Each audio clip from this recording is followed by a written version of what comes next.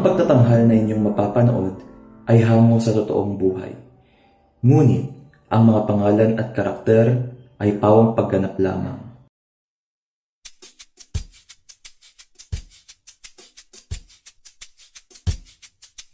Magandang hapon, JKM.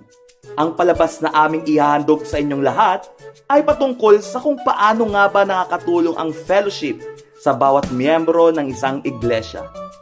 Hindi maikakailang ramdam na ramdam ito sa JKM.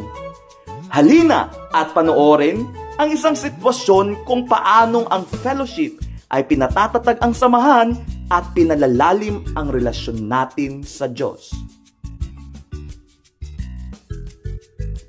Ito ang JKM.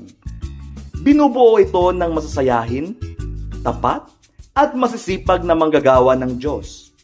Dito mo mararamdaman na lahat ay tanggap, mayaman man o mahirap.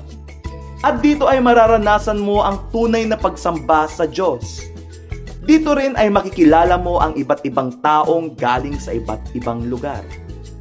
Dito ka rin makaririnig ng iba't ibang kwentong magpapalakas ng iyong pananampalataya. Pakinggan natin ang istorya ni Kaloy na tiyak ay kapupulutan natin ng aral.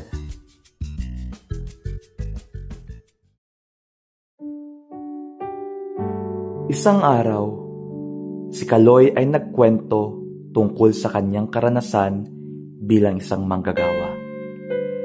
Si Kaloy ay matagal nang mananampalataya ng Diyos. Nakilala niya ang Diyos sa una niyang church.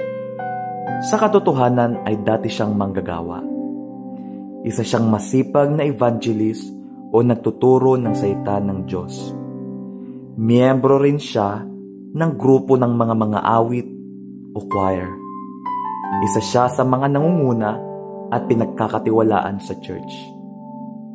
Ngunit, sa gitna ng kanyang pagganap sa mga tungkulin niya, ay natalisod siya sa iba't ibang pagkakasala. Nahulog siya sa mga kasalanan dahil sa kanyang mga katrabaho at kaibigan.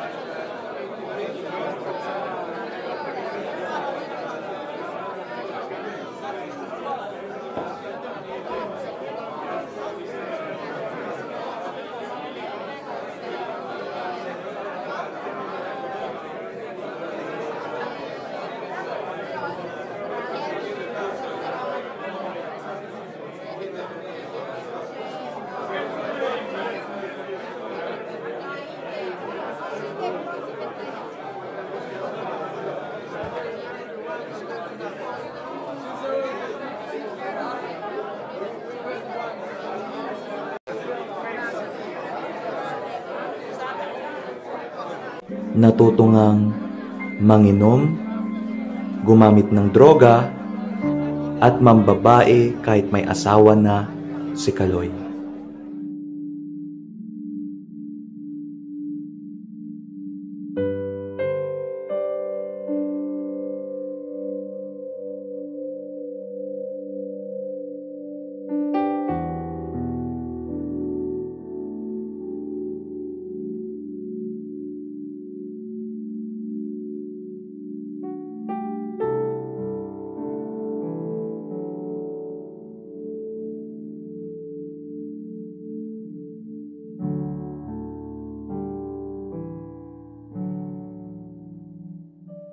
Ngunit, hindi pumayag si Kaloy na maging ganon ang kanyang buhay.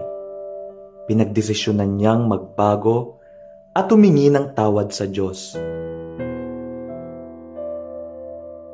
Kasama na natin ngayon si Kaloy. Si Kaloy ngayon ay isang masipag at tapat na tagasunod ni Kristo. Ito naman si Ramon. Nakinig siya ng maigi sa kwento ni Kaloy. Si Ramon ay matagal nang malungkot at nababalisa dahil sa kanyang nagagawang kasalanan habang siya ay naglilingkod sa Diyos. Minsan ay napapatanong siya sa sarili kung karapat-dapat pa ba siyang maglingkod sa Diyos. Pero dahil sa patotoo ni Kaloy, biglang lumakas ang puso ni Ramon na bumangon mula sa pagkakasala at ipagpatuloy ang paglilingkod sa Diyos.